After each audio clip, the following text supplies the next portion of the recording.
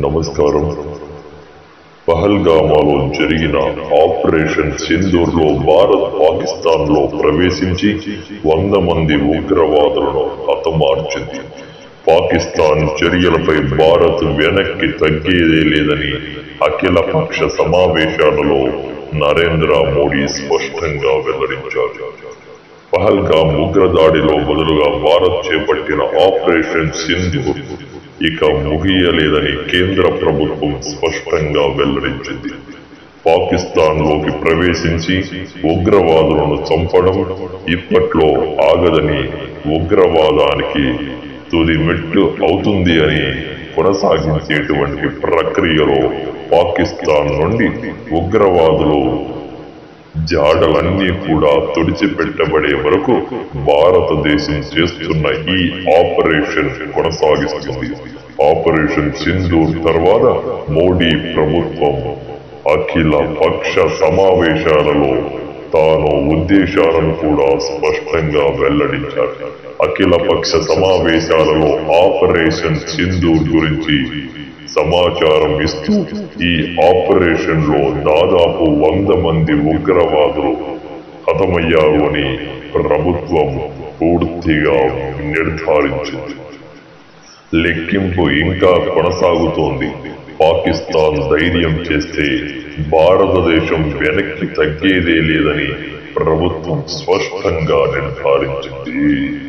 కాబట్టి మనం ఈ ఇండియా ఆర్మీ సోల్జర్స్ అందరూ ప్రతి ఒక్కరూ కూడా జరిగినటువంటి మరో విషయం, ఉగ్రదాడుల్లో కూడా తప్పనిసరిగా కొందరు ఈ ప్లాన్ చేయడం ప్రారంభిస్తున్నారు.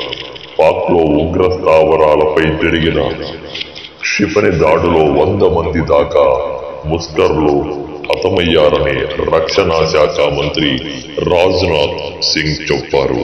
పాక్ ఆక్రమిక కాశ్మీర్లోని ఉగ్రవాదులను కూడా స్థావరాలపై భారత బలగాలు కూడా మెరుపు దాడులతో విరుచుకుపడ్డాయని తెలిపారు. ఆపరేషన్ సింధూర్ పేరిట నిర్వహించిన దాడుల్లో వాటి గురించి వివరించేందుకు ఢిల్లీలో అఖిల పక్షాలు కూడా ఏకమవుతున్నటువంటి విషయం ప్రతి ఒక్కరికి కూడా తెలుసు.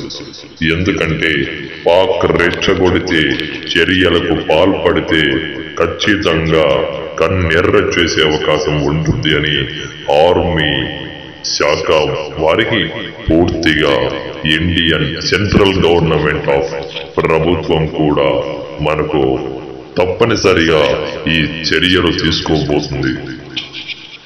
కాబట్టి మరో విషయం కూడా చెప్పాలి. ఉగ్రదాడులతో జరుగుతున్నటువంటి నేపథ్యంలో కూడా ఇక్కడ అమాయకమైనటువంటి మహిళలతో కూడా ఈ క్రూరమైనటువంటి పాకిస్తాన్ ఇండియన్ సోల్జర్స్ తో ఆడుకోబోతున్నారా? మరి ఇప్పటికే దాదాపు 100 కాదు, 200 కాదు, ఇంకా పూర్తిగా మనకు రానటువంటి రిపోర్ట్ ప్రకారం ఎందరో మరణించారు. పాకిస్తాన్ పై బాంబుల వర్షం కూడా చెయ్యడం జరిగింది. కానీ అమాయక మహిళల నుదిటి నుంచి ముస్కర్లు కూడా తుడిచేసినటువంటి సింధూరం వారి పాలిట రక్త సింధూరమై ఉంది. దెబ్బతిన్న పులి పంజా విసిరితే ఏమవుతుంది? ఉగ్రం దాల్చుతుంది. కాబట్టి పాక్ దాని ప్రేరేపిత ఉగ్రముఠాలకు కూడా తెలుస్తుంది. పహల్గామ్ ఉగ్రదాడితో భారత్ అంతకంత బదులు తీర్చుకుంది. పాక్ POKలో 9 ప్రాంతాల సైన్యం విరుచుకుపడుతుంది. లష్కరే జైష్ వంటి ఉగ్ర సంస్థల ప్రధాన స్థావరాలతో పాటు శిక్షణ శిబిరాలను కూడా సమూలంగా తుడిచిపెట్టింది. 100 మందికి పైగా ఉగ్రవాదులను మట్టిపెట్టిన ఆపరేషన్ సింధూర్ ను దిగ్విజయంగా పూర్తి చేసింది. జై హింద్ అంటూ పహల్గామా మృతుల ఘనంగా నివాళులు అర్పించింది. పహల్గామా ఉగ్రదాడి మొత్తంలో రోజుల్లోనే భారత్ బయలుదేరుతుంది.